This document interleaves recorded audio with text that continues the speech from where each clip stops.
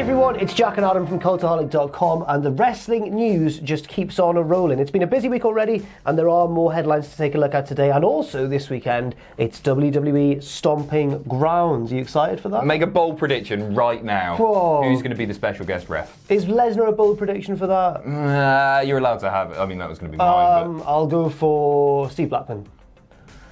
Headlines. First of all, AEW have announced that a new title is set to be unveiled at All Out. Next up, Road Dogg has recently commented on how scripted WWE promos are backstage. And finally, an NXT star has been pulled from an indie appearance, indicating that they could possibly be injured. So yes, first of all, let's go to All Elite Wrestling, where Chief Branding Officer Brandi Rhodes has, well, first of all, in the video she gave thanks to everybody who bought all the tickets for All Out, because it sold out in about 20 minutes or so.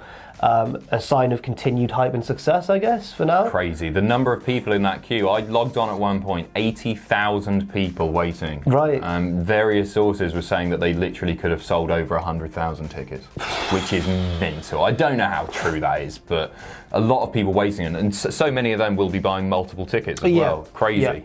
Yeah. Now she's announced that at All Out there will be a second title revealed, I guess, because we saw at Double or Nothing Bret Hart reveal the AEW World Championship, the men's title. Beautiful belt. It is, and now Brandi says that a women's title will be introduced at All Out. It seems like they're already building a fairly sizable women's division as well. Yeah, it is, but it worries me this a little bit because we've already got the announcement of the men's tag titles. We've got an announcement of the women's tag titles also. Is the roster deep enough for a women's tag team scene on top of this? I'm totally behind them having a women's title, obviously. Yeah. But the tag thing's a bit more interesting to me because I'm not sure that they do. I missed the tag team thing. It must have been you and Sam doing it one day. Or something. I didn't know that. So now I'm a bit like, maybe there shouldn't be a tag one yet. It seems to be introducing a lot of belts very early on, and maybe the tag belt further down the line. This comes via Tony Khan, the women's tag belt. Okay, stuff. right. Oh, did he say it on Austin's podcast? Yeah, he did, right. yeah. Well, maybe we're just thinking a little bit skeptically because obviously WWE's women's tag titles haven't been utilised to the best.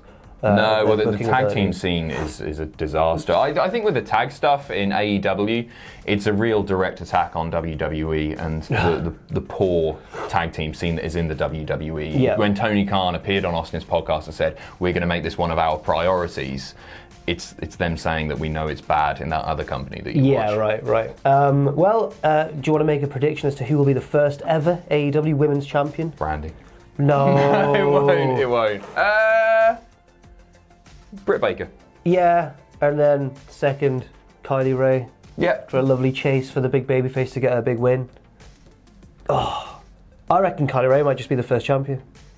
Wouldn't bother me. I think she's great. I thought you meant like, don't care, whatever. Better Bailey. Wow. No, I'm being nasty. I like Bailey. Yeah, in recent weeks she's been a lot better. She absolutely has. Next up, you'll never guess who was X-Pac's guest on his show. It was Road Dogg, D-Generation X. How do they know each other? Crazy stuff. What a get. Road Dogg gave a bit of insight into his role as, he was a writer or creative for WWE. Head writer for SmackDown. Head writer for SmackDown, that was right. And he gave some very interesting comments on the process of scripting promos backstage, or how scripted promos are, which sort of indicated something slightly different to how I think a lot of people imagine it backstage, if he's telling the truth. So he suggested kind of that some people are fully scripted and some are bullet pointed, and it just depends on how much you can trust that person with the microphone. So I'll read out exactly what he said. I think it becomes a trust issue with who can cut a good promo and who can't cut a good promo, and then it's about trusting who can and who can't, which is the same thing that he's just said. We know how Road Dogg talks. He's very bombastic, isn't he? So do I have to script out the promo for the individual and then kind of be a stickler for sticking to the verbiage that was written, or do I trust the guy to give him bullet points on the message he needs to deliver, and then trust that he can go out there and make that verbiage his own, make the message his own, but still stay on story? He said it's very easy to go online and say this sucks, that's great, because we know Road Dogg really he's not the biggest fan of online criticism. He doesn't take it that well. There is so much more that goes into this industry than anybody out there knows who isn't in the know. Are we in the know? It's so hard being me, Road Dogg. Are we in the know? Oh, big time. We've got connections. It's very important to have that trust with an individual. And then I was thinking, listening to this, well, who does he mean, like, who's going to be an example? But he gave one, a very good one, actually. So Daniel Bryan, you can tell Daniel Bryan the message you want conveyed, and he can go out there and deliver that message and do it in his character. And yeah, when I think about it, some wrestlers do freewheel a bit more, or do seem to be less scripted. And I just assume that's because they're better at making it sound unscripted. But then maybe I'll listen to next time Daniel Bryan cuts a promo and like try and figure out whether he is actually talking. Yeah, it's difficult to know, isn't it? I listened to this, and Road Dogg was saying that more people need to go and get in front of their mirrors with a hairbrush and keep practicing. Right. It seemed like maybe a little bit of an attack on some of the people, but I would argue that maybe that there are wrestlers on both Raw and SmackDown's rosters that aren't really actually being given the chance to prove that they can do this. Yeah. Like we see guys like, maybe Rusev springs to mind to me. He's great on social media, and he's somebody that it seems to be that he's very heavily scripted. Yeah. Whereas if he was actually allowed to go out there and be the funny character that he is, like the real life Rusev is, then I think he would shine. But he doesn't appear to be given that opportunity. I feel like this clashes as well a little bit with Ambrose's interview on his interview with, was it Keller or was it the one he did? One of the first, well, it was the one with Jericho. I think it was the Jericho one, or Moxley, I should say, because he's one of the best at talking on the mic, I think, or he was in WWE at that time, and I reckon he should definitely have been one of the ones who was given sort of this Daniel Bryan slightly free reign. Yeah, hit the key points, but say what you want, make it your own. But then he would talk a little bit in Jericho's interview about individual lines that he didn't or did want in, or little things that would cause big conflicts, and it sort of seemed like he was also being kind of penned in a little bit, I suppose. I'm going to put you on the spot now. Yeah. Who do you believe? Road Dogg, Jesse James, John Moxley? I think it's a bit of both, but I'm leaning towards Moxley. But I think there's elements of truth in both stories. Let us know in the comments. Next up, an NXT superstar has been pulled from an upcoming indie date, which possibly indicates that he has been injured. The wrestler we're referring to is Bobby Fish of the Undisputed Era. He's had some injury woes in the past. Can't catch a break, can he? No. He was booked for some Evolve events, Evolve 129 and Evolve 130, both in New York. But now he'll just appear at the show in sort of a meet and greet role. This was announced on Tuesday by Evolve, I believe. That's very sad because Bobby Fish is great and fantastic, absolutely fantastic. And he always does seem to pick up these little injuries here and there. Yeah, they haven't announced a replacement for him. Apparently, he was meant to be at Download Festival with the NXT UK guys. Right. I know, I think Cassius Ohno was there, but he sort of flits between, doesn't he? He's all over the place. But apparently, he was meant to be there, but he was pulled from that. That appeared to be due to an injury. This is probably the same. It's coming up pretty soon. Well, you got a feel for Evolve here. That would have been their biggest draw of the night. Yeah, well, we don't know. I mean, sometimes they get big people in, but yeah, probably. But it has been noted here that Kyle O'Reilly is going to wrestle Josh Briggs in singles action. I suppose that was originally going to be a tag team match, but I don't quite know. Yeah, it's a bit of a shame, but then Evolve's a weird one for me because I find that they create really interesting and fascinating characters, but then also bring in these NXT guys and it causes a bit of conflict of interests because usually the NXT guys win. Yeah, I mean, you've seen them NXT guys pick up Evolve championships. Yep, Street Profits, Fabian Eichner. Yes.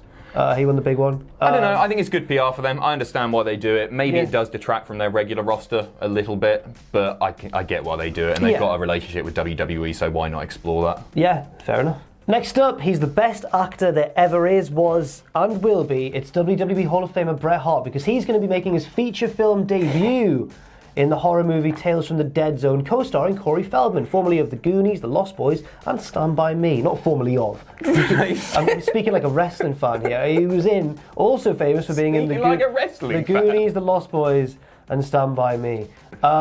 Goonies is great. Feldman's cool. No issue with Feldman. I watched the trailer. We both have watched the trailer, because I was watching it shortly after you, I think, and I went, I don't understand what's going on here, and you went, no, I don't understand either. Bret Hart has a gun in it, and he's pointing it at some woman. He delivers one line in a very sort of Bret Hart way. He's not the sort of person that you would expect to pop up in something like this.